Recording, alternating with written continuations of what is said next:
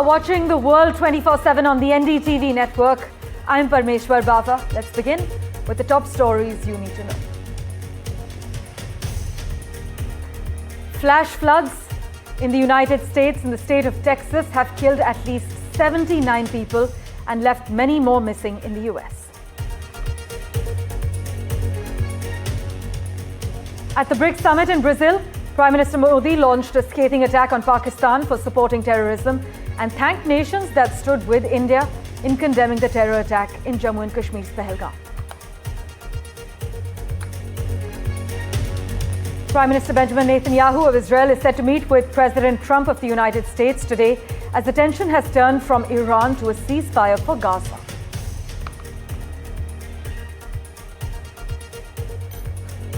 The much-anticipated India-US interim trade deal may miss its July 9th deadline, with talks hitting a rough patch over key unresolved issues, our sources have indicated.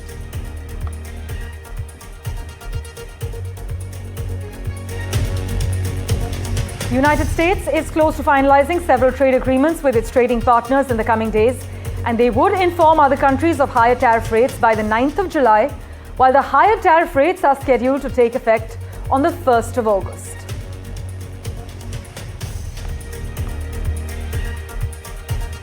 And Chinese officials plan to offer annual cash payments to incentivize couples to have children.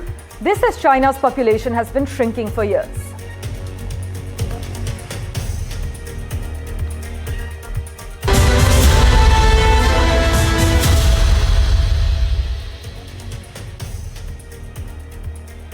Well, while addressing the 17th BRICS summit in Rio, Prime Minister Modi strongly advocated for comprehensive reforms in global governance structures, emphasizing the need to better represent the global South in 21st century decision-making. The Prime Minister further highlighted the persistent marginalization and said that the global South remains a victim of double standards in international dealings, calling out the lack of fairness in global systems governing development and security. Significantly, you must note that the BRICS leaders condemned the Pahalgam attack, and Prime Minister Modi said the attack was a blow to entire humanity. Notably, the Chinese President Xi Jinping and Russian President Vladimir Putin did not attend the summit in person. We, in fact, have Vishnu Shom with us to take us through the key takeaways. Vishnu, we've witnessed the Prime Minister emphasizing better representation for the global South. He's also asserted that there should be no hesitation in imposing sanctions against terrorists. I think the Prime Minister's remarks at the BRICS summit in Rio, Brazil were some of the strongest that he's made in the post-Pahalgam context. For me, that was a real takeaway, followed, of course, by the mention of Pahalgam explicitly in the BRICS declaration itself. But in terms of the Prime Minister's remarks, he said that Pahalgam was an attack on the sole identity and dignity of India, and at the same time was a blow on humanity itself, stressing to assert that this just wasn't an India issue, it was something which impacted countries around the world. He thanked nations that stood with India and made the critical point that victims and supporters of terrorism are not the same.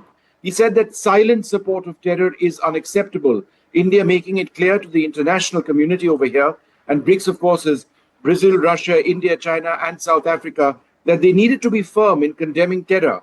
Ultimately, of course, India would have liked Pakistan to have been named, but Pakistan wasn't named, but the Pahalgam terror attack was categorically mentioned. He said that there should be no difference between words and actions on terror. So these were some of the strongest remarks. And in terms of the BRICS declaration itself, it says, we condemn in the strongest terms the terrorist attack in Jammu and Kashmir, during which 26 people were killed and many more injured. We reaffirm our commitment to combating terrorism in all its forms and manifestations, including the cross-border movement of terrorists, terrorism financing, and safe havens. That certainly does, to a large extent, address what India's concerns are. Yes. But I think the very direct message from the Prime Minister to countries around the world that they needed to be even more direct in condemning terror out of Pakistan, a known hub for international error, would be my big takeaway. Vishnu, as always, thank you so much for joining us with the details on the big takeaway. The BRICS declaration, as my colleague Vishnu Shom is highlighting, has condemned in the strongest terms the Pahalgam terror attack, but as with similar documents adopted at the other fora, did not name Pakistan as the perpetrator. But this weekend's BRICS summit in Brazil, it's put a spotlight also on the growing internal divisions within the bloc of developing nations. This is something analysts have highlighted. About half of the group's leaders, including China's Xi Jinping and Russia's Vladimir Putin, didn't attend this gathering. Now, while BRICS has expanded from 5 members, which were originally Brazil, Russia, India, China, and South Africa, to 11 in the last 2 years, the additions, many experts have asserted, have brought fresh points of contention and perhaps diluted its clout. Delegates did avoid any controversial subjects that might trigger Washington's ire, analysts said, and this joint declaration condemned tariffs, refrained from naming US President Donald Trump, and mentioned Ukraine, meanwhile, only once. RT's Anastasia Volodina has more for us regarding what happened behind the scenes. It's only day 1 of the 17th BRICS summit and the final joint declaration has been released. And of course, in light of the recent escalation between Iran and Israel, the final declaration condemns Israel's attacks on Iran and calls them a violation of international law. Of course, this is not the only conflict in the Middle East. Israel's war against Hamas has also been touched upon, with joint declarations stating that BRICS condemns Israeli attacks on Gaza and called for an immediate ceasefire and full humanitarian access. Plus, the declaration states that Gaza is an inseparable part of the Palestinian territory, reaffirming the Palestinian people have the right for self-determination. BRICS also strongly condemns all terrorism, including the terrorist attacks in India's Jammu and Kashmir earlier in April of this year, and urges justice for those responsible without linking terrorism to any religion group. BRICS also welcomes the Lebanon ceasefire and calls for sovereignty of Lebanon and Syria, and of course urges Israel to withdraw its forces from the Syrian territory without delay. Big statements have also been made today during the BRICS plenary session on peace and security. Indian Prime Minister is of course in attendance and gave his words during the plenary session. And Modi criticized the global institutions like the UN Security Council, stating that it lacked representation from the global south. And he also highlighted the need for a multipolar world order and reaffirmed India's commitment to contributing to BRICS and global peace efforts. So, of course, a lot of big statements from BRICS leaders and top officials and the ones in the final declaration. And it's only been day 1. Big statements have been made, and we'll keep you updated as the BRICS summit unfolds.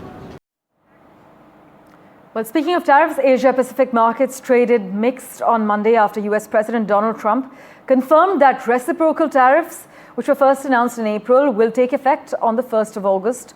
This is for countries that haven't struck a deal yet. Treasury Secretary Scott Bessent said that tariffs introduced in April will be enforced starting the 1st of August for countries that haven't finalized an agreement with the Trump administration. Now, while the US Treasury Secretary dismissed the notion that the 1st of August represents a fresh deadline, he acknowledged that the new date could allow trading partners additional time to renegotiate tariff terms. Just listen in to what the US President as well as the US Treasury Secretary had to say. Sending letters out on Monday having to do with the trade deals. Could be 12, maybe 15. You know, Secretary of Commerce right here. And I guess, Howard, I would say it could be maybe as many as 15 or so. And they'll be going out on Monday, and some will go out on Tuesday and Wednesday, and we've made deals also. So we're going to have a combination of letters, and some deals have been made. Meanwhile, the much anticipated India-US interim trade deal may miss its July 9th deadline, with talks hitting a rough patch over key unresolved issues. Our sources have indicated that no formal rounds of negotiations are scheduled, and a deal will materialize only if the two sides are able to bridge critical gaps informally in the next few days. Now, while both countries have been pushing for a limited mini deal focused on goods trade and tariff reductions, discussions have stalled over agriculture and dairy access, where India is unwilling to yield ground. India has made it very clear that sensitive sectors like dairy and certain agri products are completely off the table. This is what a senior official has informed NDTV. Rishabh Bhatnagar has been tracking this deal, the talks, the negotiations very closely. He joins us live at the moment. Rishabh, you've been reporting that India is playing hardball over dairy, agriculture. But as far as this interim deal is concerned, is it likely to miss its July 9th deadline? Right now, as things stand, Parmeshwar, we have two scenarios that are brewing. Scenario one is, of course, that India reaches an interim trade deal. It will be a smaller trade deal that will be based on tariff reductions on certain goods, as well as India getting the reciprocal tariff exemption of the 26%. That is scenario one. Scenario two is that if a deal is not reached by July 9th, in the next 48 hours, that is, there will be a period between July 9 and August 1st, between when these tariffs will go back up to April levels. And that will also provide some sort of a comfort or some sort of a time period where India can go ahead and then continue negotiating. But as things stand, what we're seeing is that, like you said, no more rounds of negotiation are pending. The Indian team returned to New Delhi on Friday, and so there's no in-person round of negotiation between these 2 days that we're seeing. What we're also seeing is that, like you said, agri and dairy, both of them remain massive sticking points. India is unlikely to budge on those in a very, very meaningful manner. Of course, India is unlikely to budge on those. What we're also seeing is that India has repeatedly said that a deal will only be made if we get sustained preference in labor-intensive sectors. Now, what that means is that India wants relative competitiveness versus other manufacturing economies like Thailand, like Vietnam, Bangladesh. India wants preference against all of these other manufacturing hubs that also serve as a major sort of transshipping venue for Chinese goods. So India wants preference in these grounds as well. So that is what we have our eyes on. We will keep our eyes peeled on this for the next 48 hours as well. Of course, we'll keep a close eye on the key developments with you, Rishabh. Thanks so much, as always, for joining us with the latest. Meanwhile, let's take you through the quick update from Texas coming in regarding the flash floods in the state of Texas. Well, the current situation, at least 79 people have died. This flood has left many more missing. 4 months worth of rain, believe it or not, 1.8 trillion gallons fell in just hours on Friday. Authorities are unsure how many people remain unaccounted for in this US state, but they include 10 children. And the tragedy has brought scrutiny on the National Weather Service in the US as well, because the agency's Central Texas offices have several critical vacancies, and while some openings may predate the current administration, that number has roughly doubled since Donald Trump returned to office, as per reports. This means there are fewer people able to coordinate with local authorities, possibly hampering the emergency response, as experts have said. Here's a ground report from Texas. Listen in.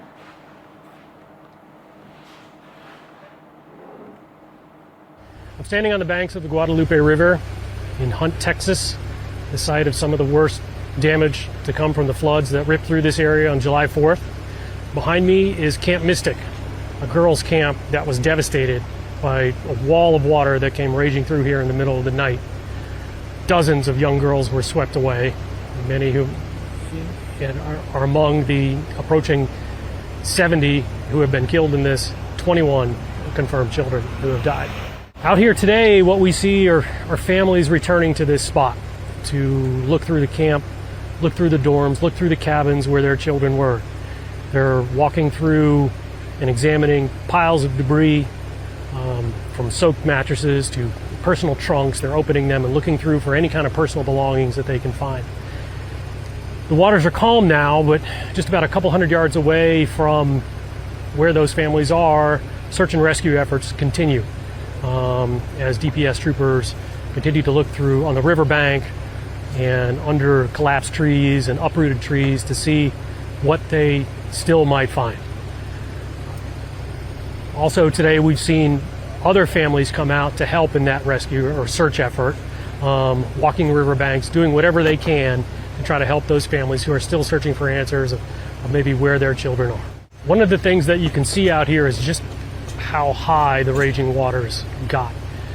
There's debris dozens of feet up in the air, and the trees that are somehow still standing. You can see huge trees that have been ripped up by the roots. Others are still here, but the debris pile, the water just carried it extraordinarily high. There's no way to reach it. It just gives you a real sense of the impact and the power of the water that just rammed through this area in the middle of the night in a pitch black storm. Search and rescue operations continue with a full response from local, state, and national first responders. At present, there's over 400 first responders for more than 20 agencies that are working in Kerr County. We have more than a dozen canine working in and near the river. More than 100 air, water, and ground vehicles are in the field right now working on this search and rescue. As of 9 a.m. this morning, we've recorded 59 deceased in Kerr County. Among those who are deceased, we have 38 adults and 21 children. Well, let's switch tracks now. The latest round of indirect ceasefire talks between Israel and Hamas have ended without a breakthrough. In fact, the latest round of indirect negotiations come as Israeli Prime Minister Benjamin Netanyahu heads to Washington to meet Donald Trump. Netanyahu says he thinks his meeting with the US president, which is scheduled for Monday as in today, should help progress efforts to reach a deal for the release of more hostages and also a ceasefire in Gaza. He actually said he had given his negotiators clear instruction to achieve a ceasefire agreement under conditions Israel has accepted. Here's what the US president had to say. But we're working on a lot of things with Israel, and one of the things is probably a permanent deal with Iran. In other words, they have to give up all of the things that you know so well. The attack turned out, according to every single atomic energy commission, that was a complete and total obliteration. For an expert's view on the matter, joining us currently, Daniel Block. Daniel, always a pleasure to have you on our show. How crucial would you say this upcoming Netanyahu-Trump meeting in Washington is? I think it's going to be very important, both to Netanyahu and to Trump. And one of them is going to wind up being disappointed because the two of them, I think, in many ways have oppositional goals, even though they don't see it that way. Netanyahu wants to stay in power.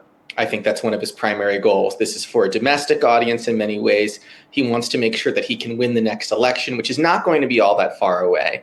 And he wants to keep his coalition together so he can postpone the election for as long as possible. And if he gives in to all of Trump's requirements and demands, which is a ceasefire and a permanent ceasefire in Gaza as soon as possible, that could cause some domestic political problems for him. Trump, on the other hand, wants the same thing in some ways he said he wanted from the beginning, which is an end to the war in Gaza. He wants it to be done permanently, not just a temporary ceasefire. And so he's going to try and press Netanyahu to agree to that. And we're going to see what happens. Indeed. Also, Daniel, as we wrap, how credible would you say this current ceasefire push is? Are we really witnessing real diplomatic momentum? I'm going to be hesitant to say we're witnessing real diplomatic momentum to end the war in Gaza until I see the war in Gaza actually end. Because the truth is we've been down this road before, as I'm sure you know. We've had ceasefire deals that had pathways to becoming permanent ceasefire deals, and they've collapsed. Yes. The war has started again. Israel has resumed bombing Gaza. And a lot of this, again, has to do with the domestic political dynamics within Israel itself. Now, there's, I think, a sense in Washington that maybe this time is a little bit more serious than it was before, that Trump is more determined to get a permanent ceasefire. And you do see within Israel a desire to end the war among the domestic population there has gone up, I think, to a pretty significant extent from early on. And so there's more of a chance now than there was before to have an actual ceasefire that stops the fighting. But again, until it's actually said and done, Indeed. I'm not going to trust it. Daniel, always a pleasure to hear your views. Thank you so much for joining us. We'll keep in touch with you for regular updates. Slipping into a very quick commercial break. Back in a moment with the latest for you. Do stay tuned.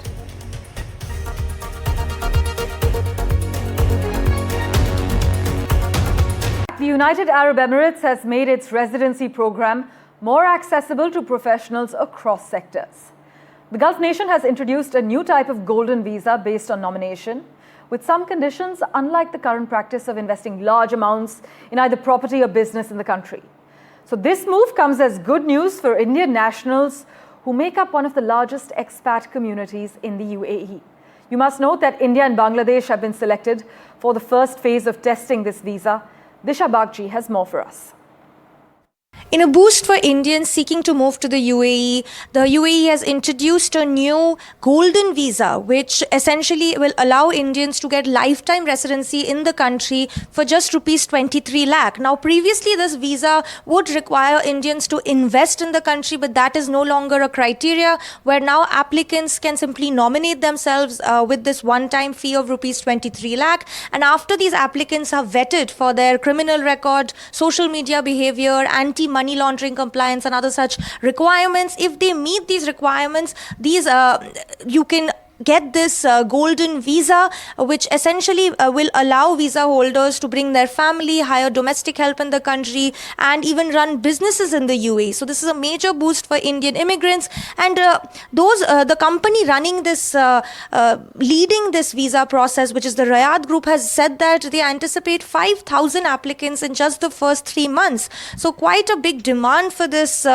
visa, and India and Bangladesh are getting early access and priority access to this visa in the first phase. And in fact, what this means is this is part of essentially the India-UAE the bilateral partnership agreement that was signed in 2022, and it's really a boost for Indian immigrants seeking to move to the UAE, because this essentially means that the Indians don't have to invest in the country, which was a bit of a hurdle for those seeking to move to the UAE. But now with just a one-time fee of rupees 23 lakh, you can get lifetime residency in the UAE.